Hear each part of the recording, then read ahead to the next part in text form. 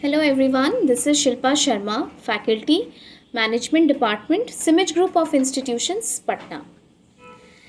This video is going to be another part or in continuation of my last video which was about health. Health and safety of an employee at workplace must be studied together in order to get a comprehensive viewpoint of the entire concept. So last video was about health and this video is going to be about safety. जब हम safety की बात करते हैं कि employee को organisation में या वर्क प्लेस पे सेफ फील कराना एम्प्लॉयर की ड्यूटी है, तो प्लीज़ अंडरस्टैंड कि ये ड्यूटी है. This is not any kind of luxury which employees should be given. जब हम सेफ्टी की बात करते हैं तो आपको इसी से बहुत क्लियर होगा कि if you can recall the Maslow's need hierarchy theory, you can recall that after the bottommost need, the next need was safety and security need. This safety and security need was about an employee getting his needs of a safe physical environment, an environment which is free of accidents, an environment which is free of any kind of physical harm or injuries, and together with emotional environment which is good for a conducive development of an employee. So this is not any kind of luxury. Please get it into your mind. This is the duty of an employer and the right of an employee. This is the very one of the lower order needs of an employee to feel happy, to feel secure, to feel safe at whichever working office or factory or mines or service sector, wherever that person is working. If we talk about the laws governing safety at workplace, I'll tell you that factories act 1948, कारखाना अधिनियम 1948 में पहले से ही safety officers को लेकर के एक प्रावधान बनाया गया था. There was a provision which stated that for every 1,000 employees working in an organization, in a factory, where the nature of work is hazardous, there should be a safety officer appointed. And that safety officer should take care of the safety of workplace.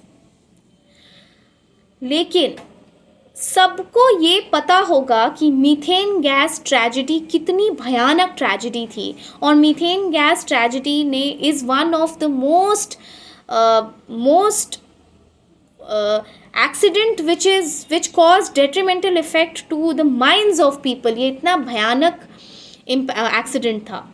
इसी accident के बाद factories act 1948 को amend किया गया और chapter 4 जो already safety के बारे में डील करता था, उस चैप्टर में चैप्टर 4A को अमेंड करके अलग से डाला गया, which was the management of safety.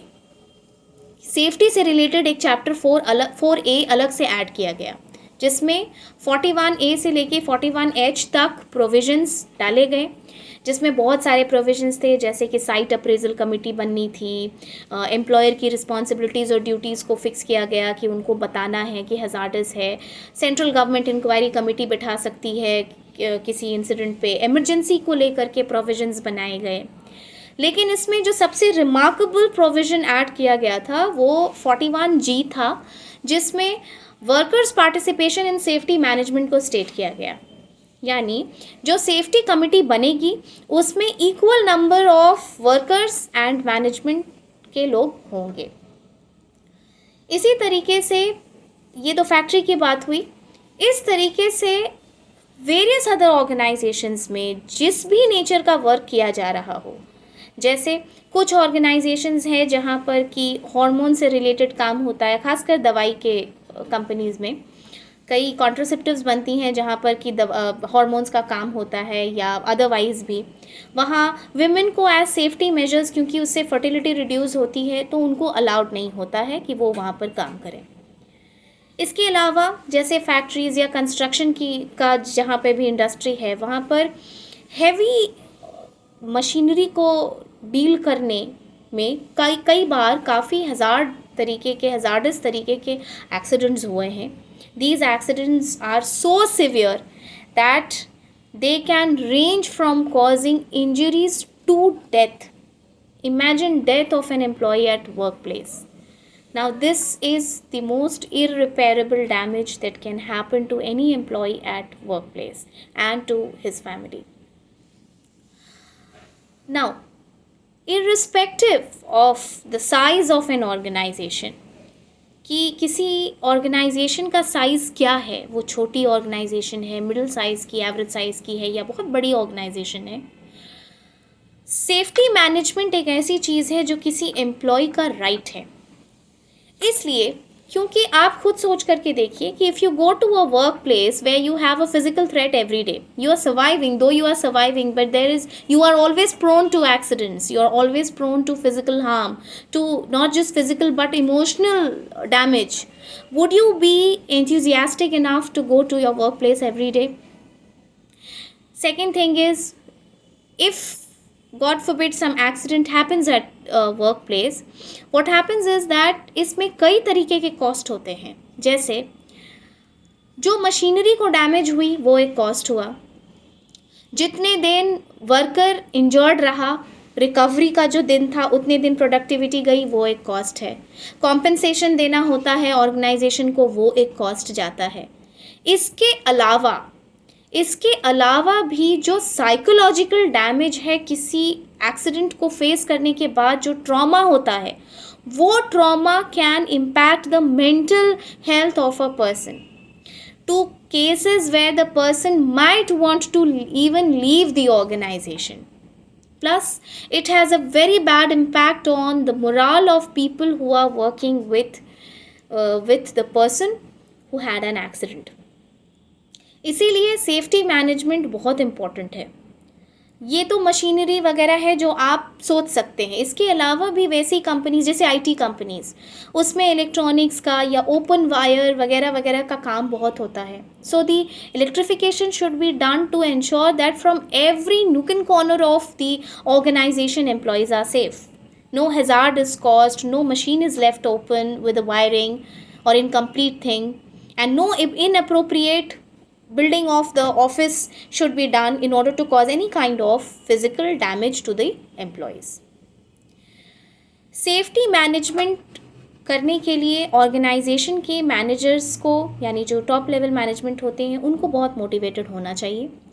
And they should run, if they are carrying out a work which is hazardous in nature, या जिसमें फिजिकल थ्रेट का डर है, या जिसमें बॉडी को स्ट्रेन्यूअस एक्सरसाइज की ज़रूरत पड़ सकती है. ऐसा बहुत कुछ काम है, बहुत काम है कंस्ट्रक्शन में, फैक्ट्रीज़ में ऐसा होता है, सामान लोडिंग और अनलोडिंग में. वहाँ वर्कर्स को प्रॉपर ट्रेनिंग दी जानी चाहिए. प्रॉपर ट्रेनिंग प्रोग्राम रन होना चाहिए सो दैट कि the workers gain confidence before working on those equipments और इन दोज एरियाज. इसके अलावा जब आप केमिकल फैक्ट्रीज़ की बात सोचिए, कई बार आप देखे होंगे कि घर में कभी कदाल अगर एसिड की मेमोरी होगी आपको, तो वो एसिड भी अगर हाथ में थोड़ा बहुत गिर जाए तो that can cause damage to your skin. Imagine people working in the factories where you have, which is entirely a chemical factory.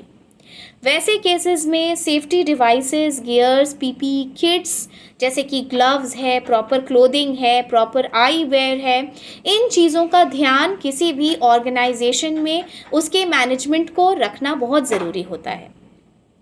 So I hope you understand the importance of safety at work place. Thank you so much.